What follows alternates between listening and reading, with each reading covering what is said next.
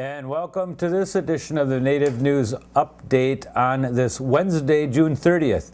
I'm your host for today's program, Paul DeMain. Many of the stories read here today can also be found at our website at IndianCountryNews.com. And here are the news stories for the day from the Associated Press and other Native news sources. A hearing officer on the Navajo Nation has ruled against tribal President Joe Shirley Jr. in his attempt to seek a third consecutive term in office. Election officials cited a tribal law that says Navajo presidents are limited to 2 consecutive terms and disqualifying Shirley from the race. Shirley appealed to the tribe's Office of Hearings and Appeals, saying the move violated his liberty, interest, and equal protection rights. He argued that Navajos have the right to choose their leaders under traditional tribal law. Hearing officer Keith Smith said in a ruling that the term limit is not unreasonable and ensures that no individual becomes entrenched in the tribal presidency. Shirley is expected to appeal to the tribe's Supreme Court.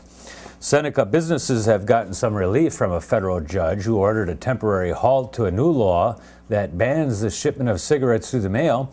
Federal District Judge Richard Arrera ruled this week in favor of Seneca tobacco business owner Aaron Pierce by granting a temporary restraining order.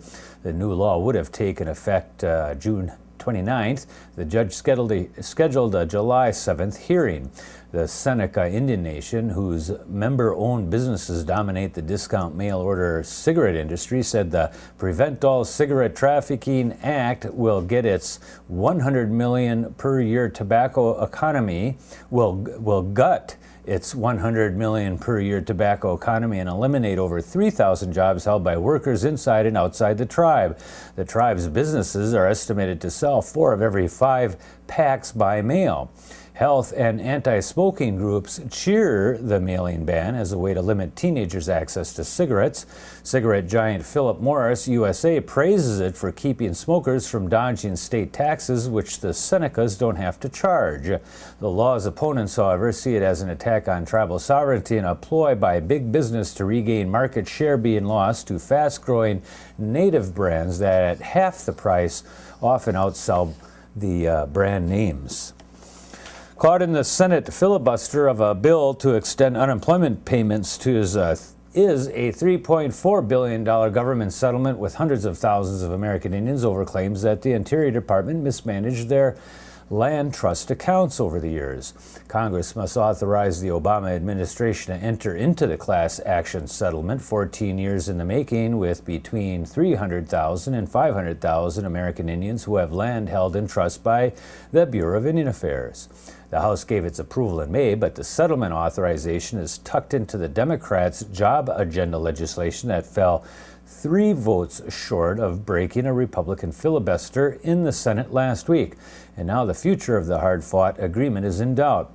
The woman who filed the lawsuit in 1996 said to come this far only to be stymied by what appears to be an unrelated partisan fight is frustrating.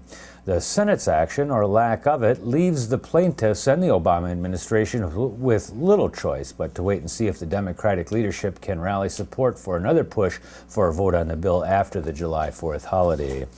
The new Assistant Secretary of Indian Affairs told tribal leaders that calls to revisit the Alaskan Native Claims Settlement Act have gotten his attention.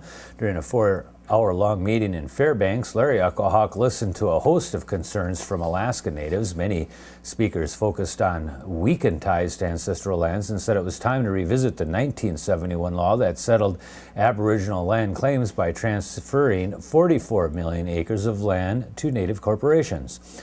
A repeated theme at the gathering was the act disenfranchised a generation of Natives by excluding them as shareholders in their own Native corporations. Children born after December 18, 1971 weren't directly granted shares under the provisions of the act, although the federal law has been modified to allow more flexibility for Native corporations and to allow them to grant shares to younger members. Even so, the majority of Alaskan Natives are not shareholders. Lincoln Bean Sr. described them as the forgotten children, lacking tribal land or financial clout.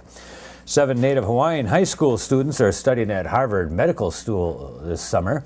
The PAE Foundation said the sophomores and juniors are participating in a program headed by two of Harvard's world's renowned neurobiologists.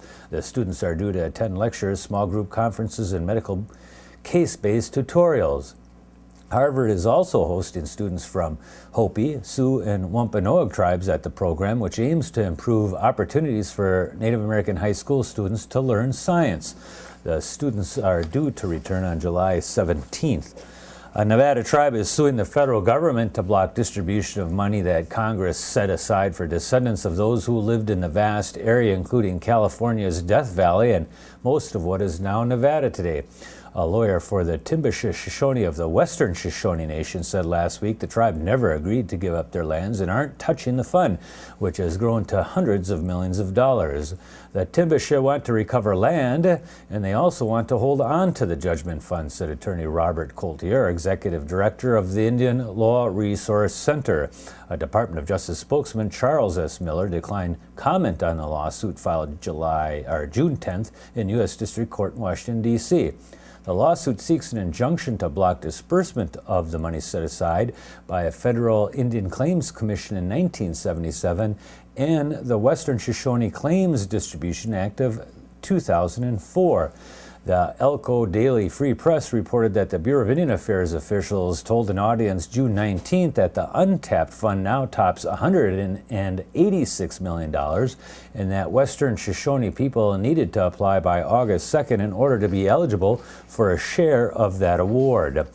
And that is the latest roundup of news from Indian Country on this edition of the Native News Update.